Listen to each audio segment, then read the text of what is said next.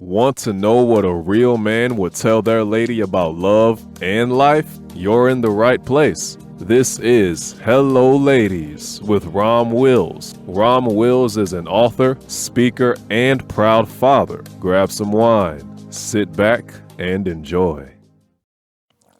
Hello, ladies. Welcome to my spot. Best matches for a woman based on the house of the woman. Now, best matches. Now, people who've really followed me know I've talked about the house of the woman. Now, the house of the woman represents the natural traits that all women possess within them. And there's 4 pillars to this house, 4 traits that all women have within them. But the way things work out, women might have one of the traits dominant, while the other ones are either in support of that dominant one or just basically suppressed. So each woman will strongly represent one of the traits. And like I said, it might have the other traits online, but there's going to be one that's always dominant.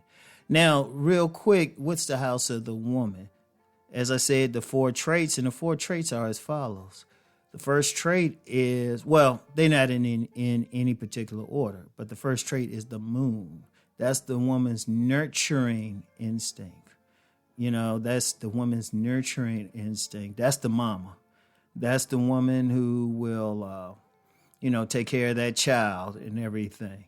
You know, that's the woman who's a good mother. She'll feed the prisoners and everything. Remember that prisoners thing. Like, she'll go to the jail and she ain't trying to hook up with them or anything, but she will have some food for them and everything. You know, wants to help out at the church. She's a soccer mom and everything.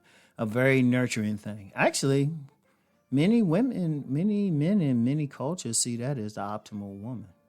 Even more so than the elegant rose, which I'm going to talk about in a minute. So that's the moon. So a woman who's got that strong motherly type of instinct, that nurturing thing, that's the moon. She has a perfect partner for her in the house of the man. Those are the 4 masculine instincts. And I'm going to get into it when I get in to the houses next week, the individual houses. Right now, I'm just giving you a preview. Now, so you got the moon. Then you have the seated hawk. That's that woman more intuitive. She's more of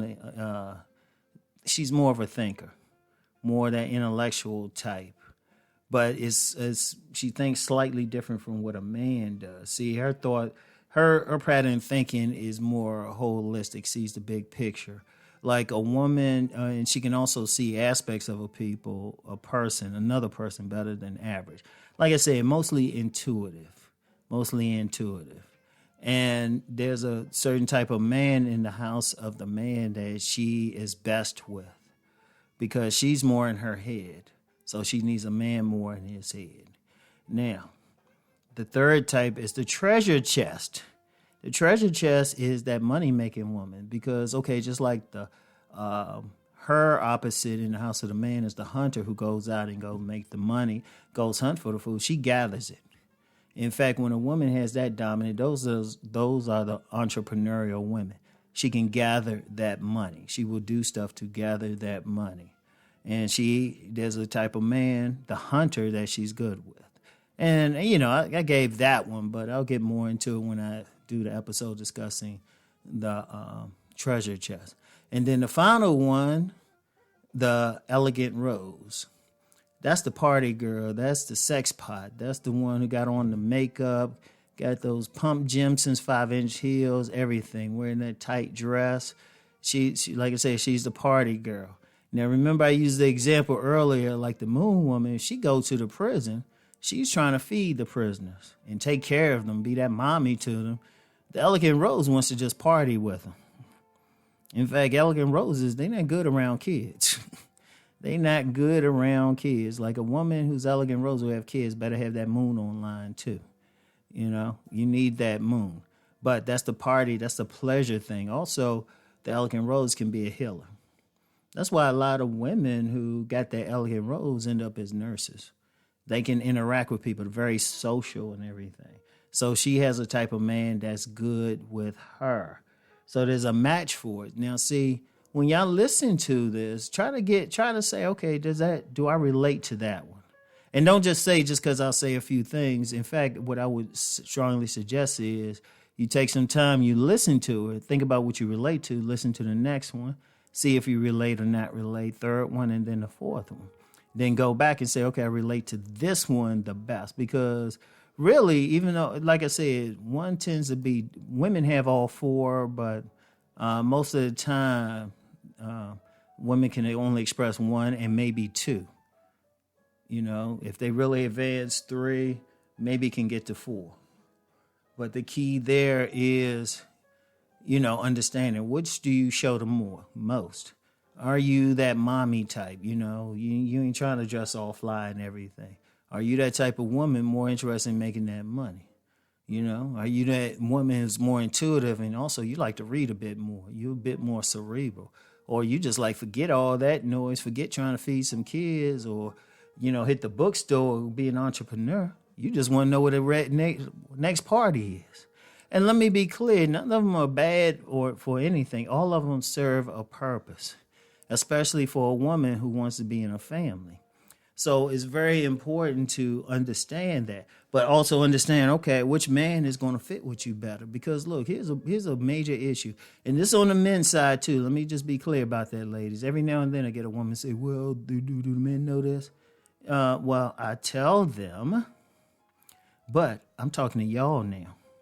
So it's like you need to understand that on a basic level. It's like, okay, like you might, okay, say you that woman and you more the stay-at-home mommy type.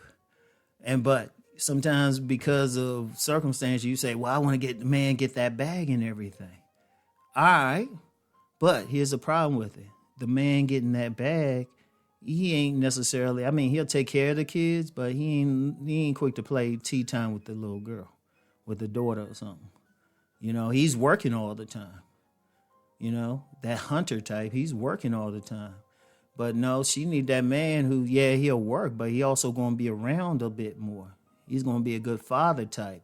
He'll play tea time with that woman and everything. And the little girl. And if somebody were to disrespect you or anything in the streets, he'll beat that person's ass that did something to the woman. Understand that. Or 3 o'clock in the morning, you hear that sound. You want that type of guy who's going to rush and get it, who's going to deal with it.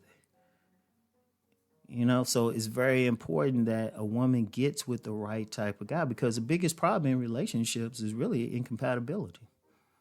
That's the biggest single problem. That's the biggest single problem is incompatibility. So as a woman, you need to know who you're compatible with.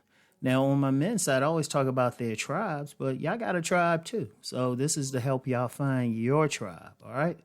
So anyway, ladies, that's all I got for today. So look next week for the first of the pillars of the house of the woman, all right? And I'll talk to y'all later. Peace and blessings.